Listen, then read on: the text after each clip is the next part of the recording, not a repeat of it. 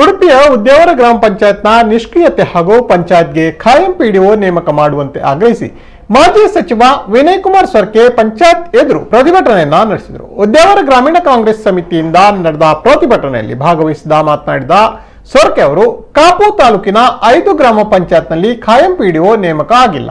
Panchayat PDO ನೇಮಕ ಮಾಡದೆ ತಾಲೂಕಿನ ಅಭಿವೃದ್ಧಿ ಹೇಗೆ ಸಾಧ್ಯ ಎಂದರು.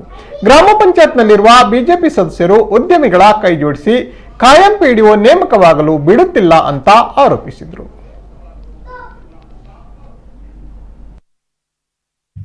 ಎರಡೂರಲ್ಲಿ ದೊಡ್ಡ ಪಂಚಾಯತ್ 2 ತಿಂಗಳಲ್ಲಿ ಪಿಡಿಒ ಹೋಗಿ 2 ತಿಂಗಳಲ್ಲಿ ವರ್ಗಾವಣೆ ಮಾಡ್ತಾರೆ. ಹಿರಿಯಡ್ಕದಲ್ಲಿ ಪಿಡಿಒ ಇಲ್ಲ, ದೊಡ್ಡ ಪಂಚಾಯತ್ ಬೊಮ್ಮರಬಿಟ್ಟು. ಅಲೆಊರಿಲ್ಲ ಅಥವಾ ಉದ್ಯಾವರ ಇಲ್ಲ, ಪಡುಬಿದ್ರೆ ಇಲ್ಲ. ಮೊನ್ನೆ 5 ಜನ ಪಿಡಿಒಗಳನ್ನ, ಕಾಪಿನ ಪಿಡಿಒಗಳನ್ನ ವರ್ಗಾವಣೆ ಮಾಡಿ ಕಾರ್ಕಳಕ್ಕೆ ವರ್ಗಾವಣೆ ಮಾಡುವಂತ ಕೆಲಸ ಕಾರ್ಯ ಆಯಿತು. ಹಾಗಿದ್ರೆ ಇಲ್ಲಿ ಪಂಚಾಯತ್ನ ವ್ಯವಸ್ಥೆ ಇರ್ಲಿ ಕೂಡ್ದ? ಈ ಪಂಚಾಯತ್ ಉದ್ಯಾವರ ಗ್ರಾಮ ಪಂಚಾಯತಿನ ಮತದಾರರಿಗೆ ಅಥವಾ ಜನರಿಗೆ, ಸಾರ್ವಜನಿಕರಿಗೆ ನೇರವಾಗಿ ಸಿಗುವಂತ ಪಂಚಾಯತ್.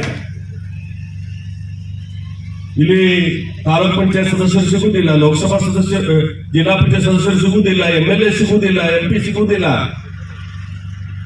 ಆದ್ರೆ ನೇರವಾಗಿ ಎಲ್ಲ ಸಮಸ್ಯೆಗಳಿದ್ರೂ ಕೂಡ ಪಂಚಾಯತಿಗೆ ಬಂದು ಭಿನ್ನವಿಸುವಂತ ಅವಕಾಶ ಆಗ್ತದೆ. ಇಲ್ಲಿ ಬೀಗ ಹಾಕುವಂತ ಪರಿಸ್ಥಿತಿ ಬಂದರೆ 1 ತಿಂಗಳಿಂದ ಪಂಚಾಯತ್ನ ಪಿಡಿಒ ಇಲ್ಲ, ಪಂಚಾಯತ್ ಅಧ್ಯಕ್ಷರಿಲ್ಲ, ಪಂಚಾಯತ್ ಈ ಭಾಗದಲ್ಲಿ ಬಾಗಿಲು ಮುಚ್ಚುವ ಪರಿಸ್ಥಿತಿ ಆಗಿದೆ ಅಂತ ಹೇಳಿದ್ರೆ ಇವರ ಆಡಳಿತ ವ್ಯವಸ್ಥೆ ಯಾವ ರೀತಿ ನಾವು ಆಲೋಚನೆ ಮಾಡಬೇಕು.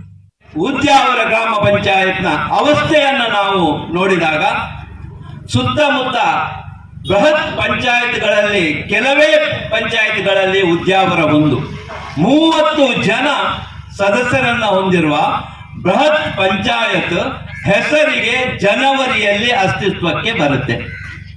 ಜನವರಿಯಿಂದ ಅಸ್ತಿತ್ವಕ್ಕೆ ಬಂದ ಪಂಚಾಯತ್ ಇವತ್ತು 8 ತಿಂಗಳು 9 ತಿಂಗಳಾದ್ರೂ ಕೂಡ ಆ ಪಂಚಾಯತ್ ಆಡಳಿತ ವ್ಯವಸ್ಥೆಯಲ್ಲಿ ಅಭಿವೃದ್ಧಿ ಕೆಲಸದಲ್ಲಿ ಟೇಕ್ ಆಫ್ ಆಗ್ಲೇ ಇಲ್ಲ, ಅಲ್ಲೇ ಇದೆ. ಅಧ್ಯಕ್ಷರಾಗ್ತಾರೆ, ಸದಸ್ಯರಾಗ್ತಾರೆ, ಅವರೆಲ್ಲರೂ ಅಲ್ಲೇ ಇದ್ದಾರೆ ವಿನಃ ಅಭಿವೃದ್ಧಿಯ ಬಗ್ಗಿನ ಚಿಂತನೆಗಳು ಕಾರ್ಯಗತ ಆಗ್ತಾ ಇಲ್ಲ.